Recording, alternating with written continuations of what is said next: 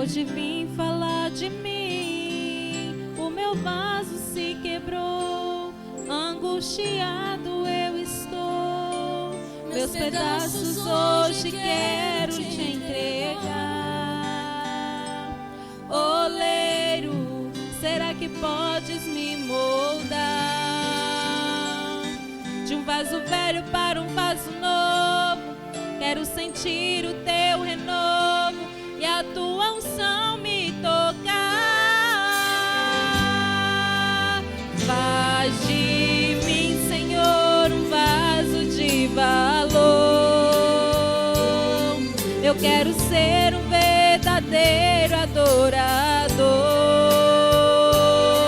Restaura em mim o quebrantado coração. Quero sentir o gozo da tua unção. Levantar as minhas mãos, te adorar, te exaltar, Senhor. E para sempre em tua presença eu quero estar. Faz de mim, Senhor, um vaso de valor. Eu quero ser um verdadeiro adorador. Restaura em mim um quebrantado coração. Quero sentir o gozo da tua unção. Levantar as minhas mãos, te adorar, te exaltar, Senhor. E para sempre em tua presença eu quero estar. Aleluia. Faz de mim, Senhor, um vaso de valor. Eu quero ser um verdadeiro adorador. Restaura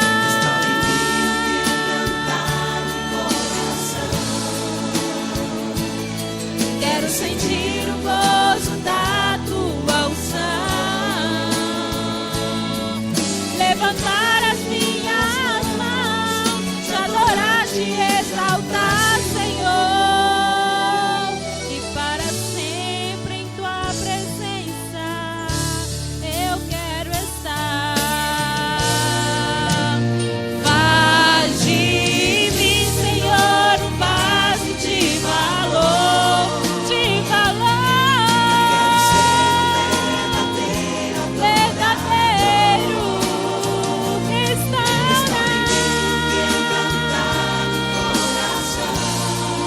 aleluia.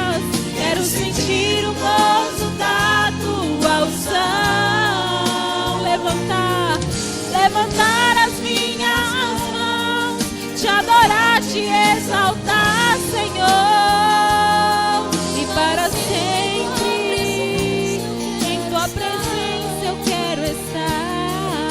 Levantar as minhas mãos, te adorar, te exaltar, Senhor. E para sempre em tua presença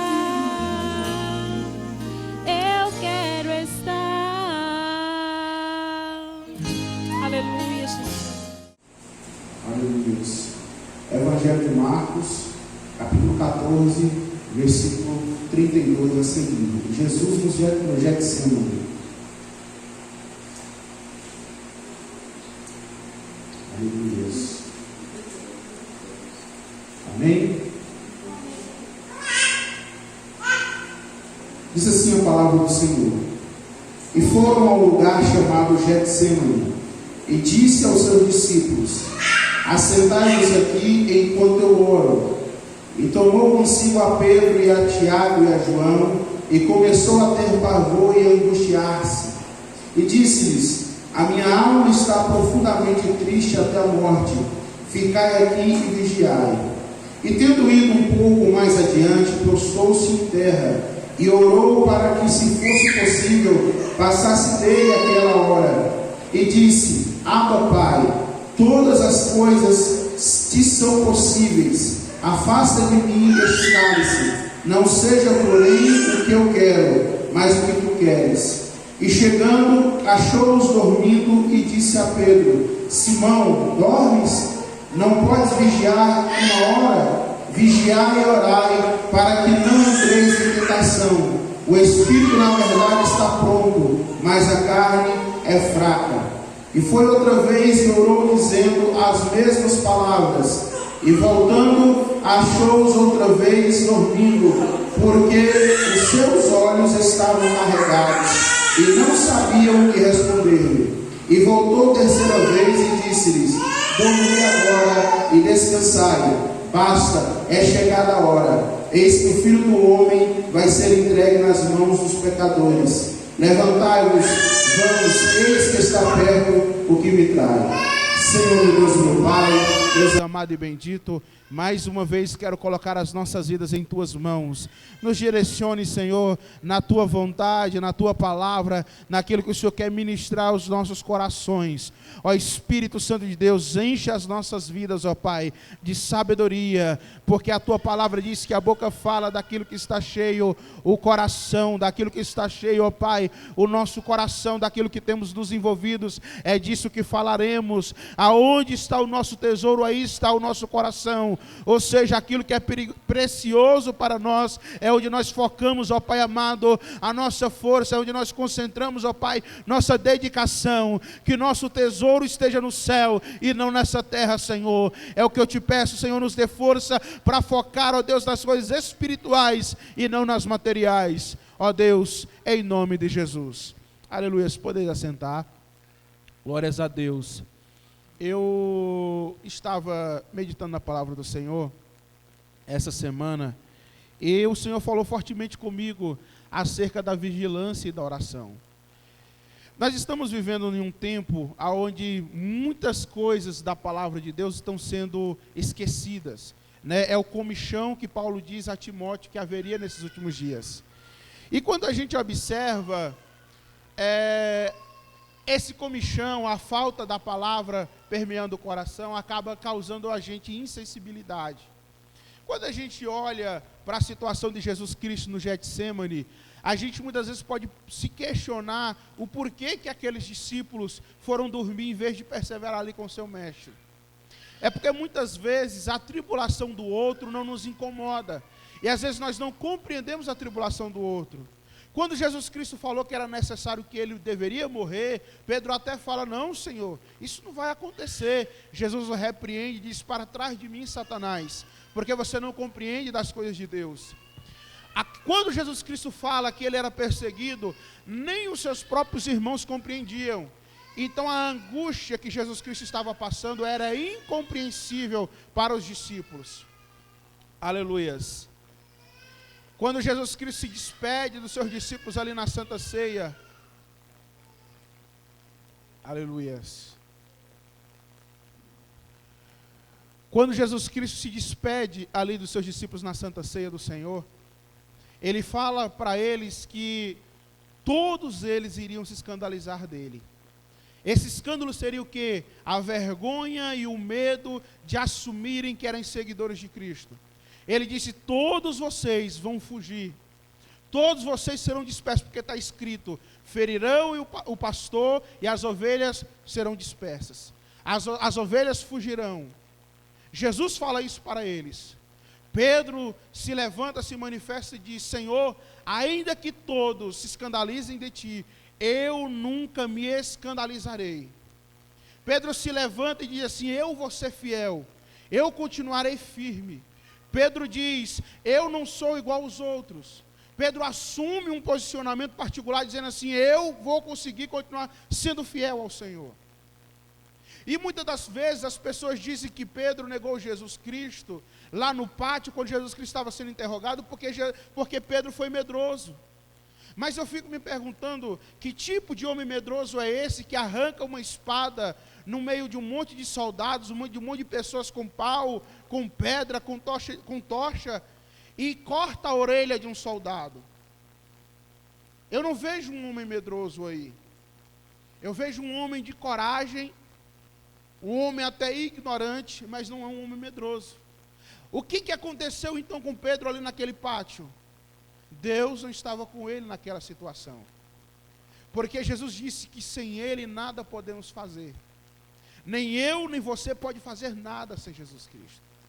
Mas o âmbito da palavra é no versículo onde ele chega para Pedro e diz: você não pode vigiar comigo 1 hora.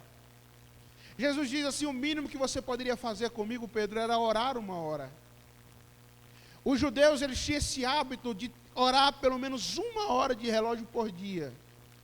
E Jesus olha para ele: você poderia pelo menos fazer isso comigo hoje, orar 1 hora. Porque é muito fácil, muitas das vezes, a gente alegrar com os que se alegram, mas muitas das vezes é difícil a gente chorar com os que choram. Alguém faz um aniversário, a gente se alegra, vai lá comer bolo, vai lá comer salgado. Alguém ganha uma casa, a gente fica feliz.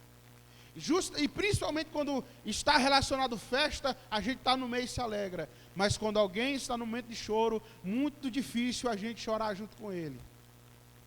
Jesus olha para Pedro assim: você poderia pelo menos orar comigo 1 hora. Mas você sabe por que Jesus aconselha Pedro a fazer isso? Porque especificamente Pedro? Jesus não está dizendo a ele simplesmente para estar com ele na oração. Jesus complementa dizendo assim: porque o espírito na verdade está pronto, mas a carne é fraca. É como Jesus estivesse dizendo para Pedro o seguinte: olha, Pedro, se você orasse comigo 1 hora, talvez até você não me negaria, porque o espírito está pronto para resistir todo momento de tentação, mas a tua carne, ela é fraca. A tua carne, ela com facilidade se entrega às tentações.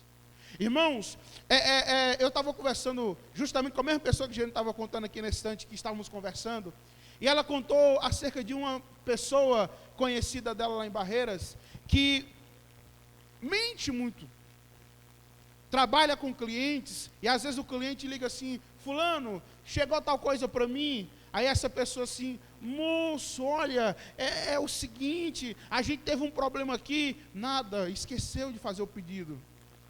E solta a mentira para tentar se justificar. É a tentação. Porque o que é tentação? Tentação é você receber uma proposta e sentir até a vontade de ceder ao erro. Você é tentado. O pecado inicia quando você começa a conjecturar, pecar e agir. Todos os dias nós somos colocados em posições de decisões. Se perseveraremos fiéis e firmes e fortes, ou se vamos ceder ao caminho do pecado. A palavra nos ensina a permanecer forte e firme. A palavra nos ensina a resistir ao dia mau, a fugir do diabo, a resistir ao diabo, e ele vai fugir de nós. Agora, essa resistência não é você dizer um não hoje e amanhã você ficar tranquilo, porque ele investe todo o tempo. E como foi lido o texto, que o diabo está ao nosso derredor, bramando como leão, buscando a quem possa tragar, o inimigo, ele monta campana. E é muito interessante a gente interpretar esse versículo: ao derredor. Por que é ao derredor de nós? Porque ao redor está o anjo do Senhor. O que o Salmo diz? O salmista diz: o anjo do Senhor acampa-se ao redor daqueles que o temem e os livra. Então, ao meu redor está o anjo do Senhor, e ao nosso derredor está o inimigo buscando uma brecha para entrar. Porque quando nós cedemos à tentação, nós abrimos brecha e o inimigo consegue entrar. Mas o Senhor, Ele está disposto a batalhar. É por isso que quando a tentação vem, Deus também envia o escape. Ali estava a porta de escape para Pedro: ore comigo, vigie 1 hora. Jesus diz: você não pode vigiar comigo 1 hora. E Jesus volta para orar. Pedro devia assim se ligar: olha, vou orar. Mas Pedro vai e dorme novamente, porque os seus olhos estavam cansados. Para ele, o problema de Jesus não era problema para ele. Apesar de amar a Jesus, ele não viu ali um problema. Quantas vezes em nossas vidas algo acontece, alguém se preocupa, mas aquilo não tira o nosso sossego. A gente olha e diz assim: não, isso não é nada não, vou dormir. Só que quando o problema chega ao seu ápice, a gente se entristece e viu que é tarde demais para fazer alguma coisa que a gente poderia ter feito antes. Quando Jesus Cristo é preso, Pedro, ele cai numa realidade do seguinte: eu poderia ter feito alguma coisa antes. porém não fiz.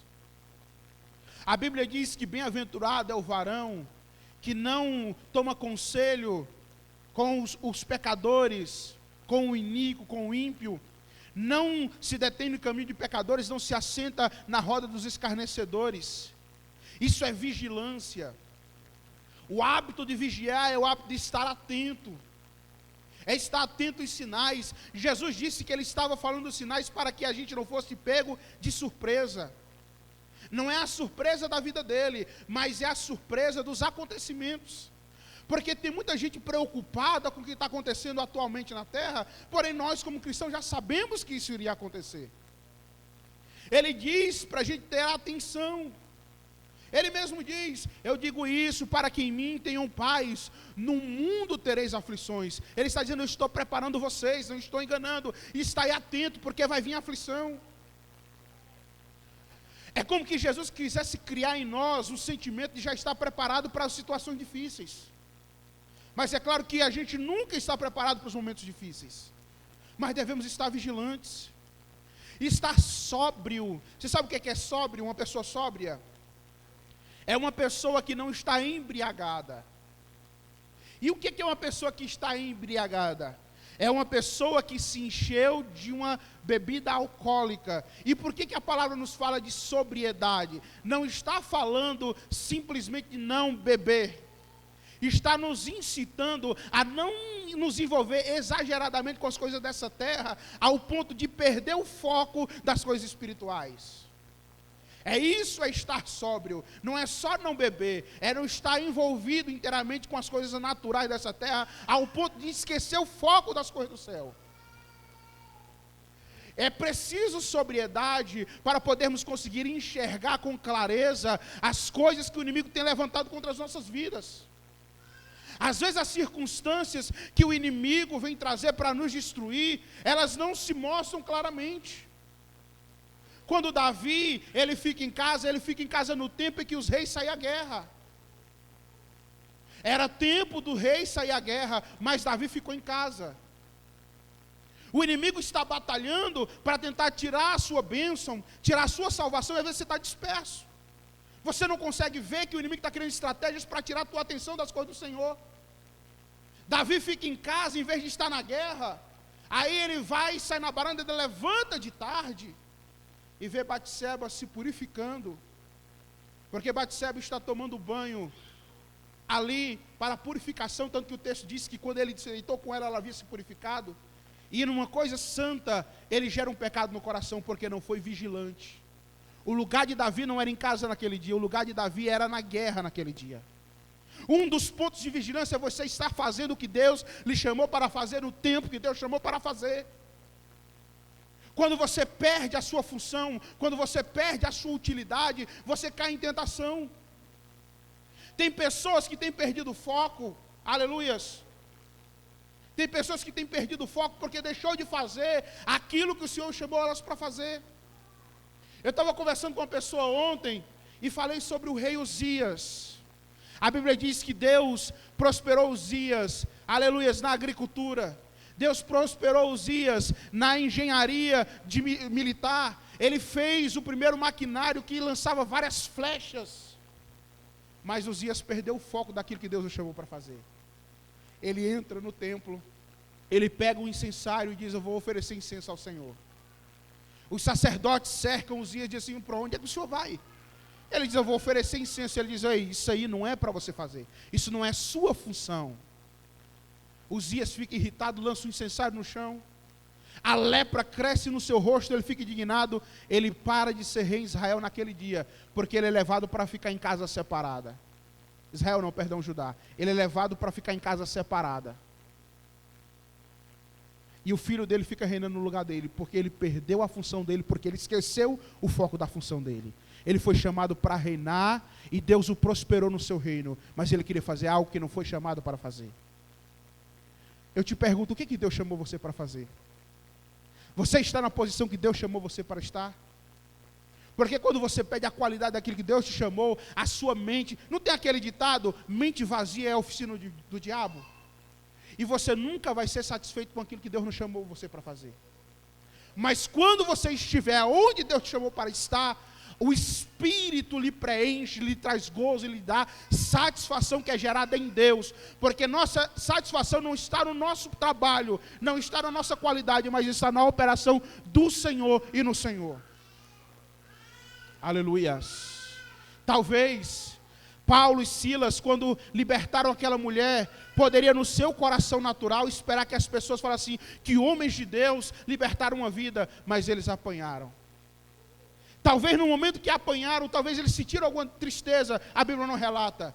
Mas de uma coisa eu tenho certeza, lá na prisão eles estavam satisfeitos, porque começaram a louvar a Deus, exaltaram o Senhor, foram vigilantes e Deus entrou em providência. Nós devemos estar atentos porque o inimigo está tentando destruir. O Senhor fala uma das cartas no Apocalipse, diz: guarda o que tens para que ninguém tome a tua coroa. Quem tem que cuidar e zelar da sua salvação é você. Quem tem que preocupar-se com sua salvação é você. Nós, como obreiros da casa do Senhor, como ministros do Evangelho, nós anunciamos a palavra, mas nós não podemos garantir salvação de ninguém. A salvação é individual, é você que tem que batalhar, que abraçar a sua salvação e romper. Paulo diz: uma coisa eu faço, deixando as coisas que para trás ficam, prossigo para o prêmio da soberana vocação. É Ele quem deixa as coisas que ficam para trás. Não é o Senhor quem vai tirar. Não é o Espírito que vai tirar. É você que tem que se posicionar e dizer assim: eu vou deixar as coisas do passado para trás e vou prosseguir para a vontade do Senhor. Pedro recebeu uma promessa de Jesus. Ele disse assim: deixa essas redes aí, moço. Eu vou fazer de você um pescador de homens. Eu tenho uma obra na sua vida. Mas depois Jesus Cristo morre, que Jesus ressuscita, ainda apareceu para alguns. Pedro levanta lá no capítulo 21 de João. Pedro levantou e disse: eu vou pescar. E ainda levou os discípulos. Ele foi chamado para influenciar para a obra. E ele estava influenciando para voltar para as coisas lá de trás. Sabe por que muitas vezes você tropeça? É porque você não vigiou. Aleluias. Em Mateus,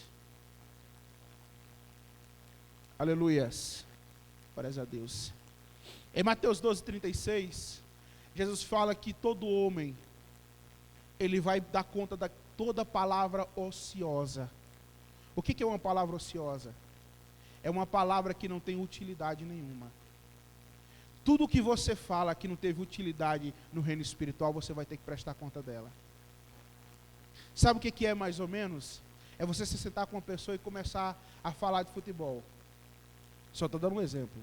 Mas pode ser futebol, pode ser política, pode ser emprego, trabalho, moda, música secular. E o tempo que você poderia estar falando acerca de Jesus Cristo, você está falando sobre essas coisas. Isto é uma palavra ociosa, é uma palavra sem utilidade. O que é uma pessoa ociosa? É uma pessoa que não está fazendo nada. Eu não me lembro quem foi que falou essa palavra. Acho que foi ontem numa conversa que eu tive com uma pessoa, e era para me ter falado. Falou assim: não está juntando, mas também não está espalhando. Só que a Bíblia diz, Jesus fala assim: aquele que comigo não ajunta, espalha. Jesus nos chamou para fazer alguma coisa nessa terra em benefício do reino. Se não estamos fazendo, estamos indo contra a obra do Senhor. Pedro recebeu um chamado de Jesus Cristo. Ele recebeu o chamado de cuidar das ovelhas, lá no capítulo 21 de João. Ele já tinha recebido esse chamado, quando Jesus o conheceu, disse assim: eu vou fazer de você um pescador de homens. Mas Pedro, ele via a vida de Jesus Cristo. Jesus passava o tempo orando, Jesus ia para o deserto orar, Jesus orava quando ele estava em casa, Jesus tomou eles certas vezes para ir para o deserto orar. Quando eles passaram pela tempestade, Jesus estava orando no monte e veio andando sobre as águas.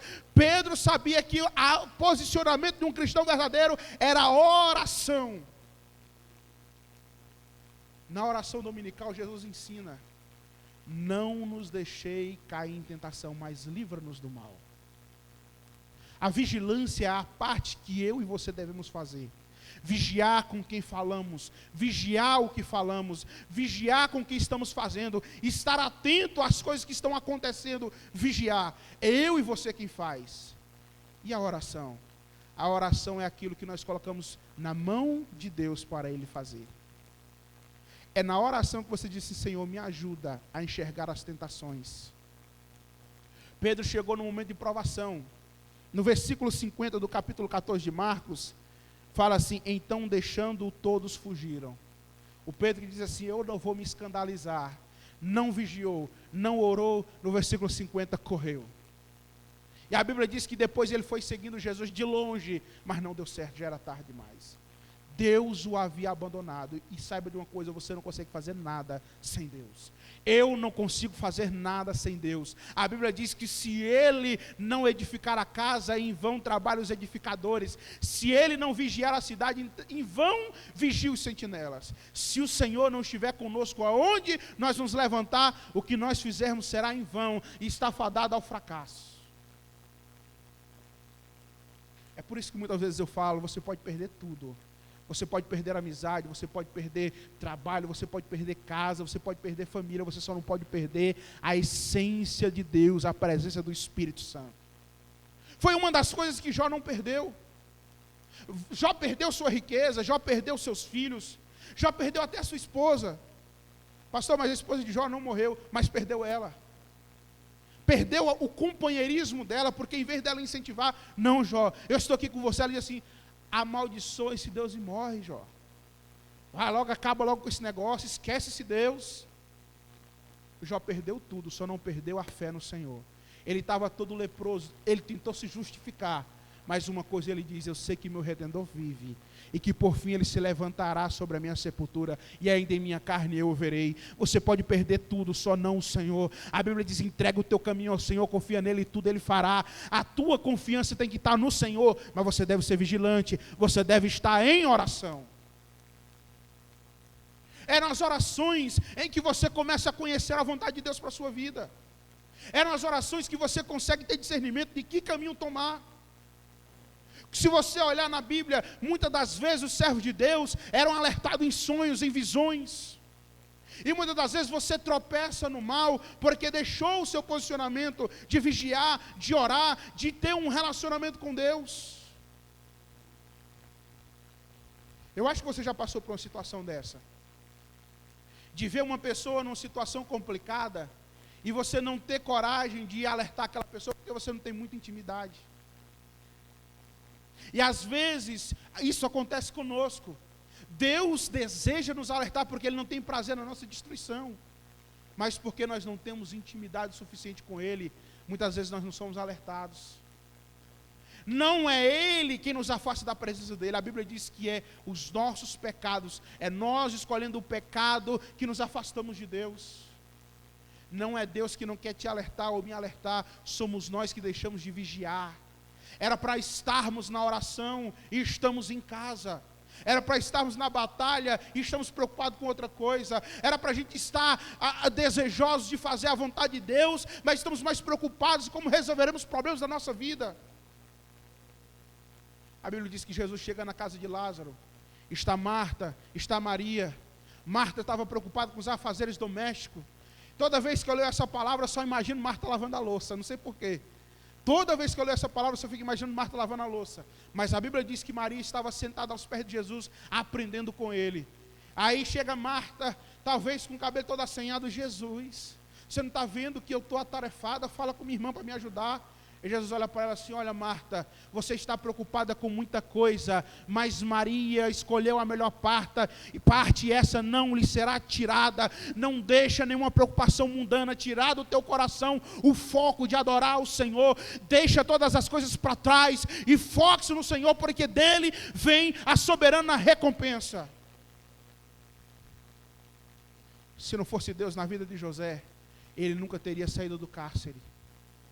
O faraó tinha toda a autoridade de dizer assim para ele: muito obrigado, meu jovem, eu gostei do teu conselho e vou procurar alguém aqui capaz, pode voltar para o cárcere, a tua pena será até tal tempo. Não, Deus colocou graça aos olhos de faraó, segundo José, e diz assim: olha, onde é que eu vou encontrar alguém sábio como você? É você quem vai ser governador, acima de você só vai ter eu, e depois de mim ninguém mais é maior do que você. A gente fica preocupado em resolver situações nossas. Perdemos a vigilância, perdemos a concentração no Senhor. A falta de concentração nos tira a fé, nos arranca a fé, a confiança. Você sabe o que é que surge no momento da angústia? É a palavra. Nós lembramos das promessas, como nós louvamos o hino da harpa, firme nas promessas do meu Salvador, cantarei louvores ao meu Criador firmes. Às vezes tudo diz que não, mas você confia numa promessa que foi lhe feita.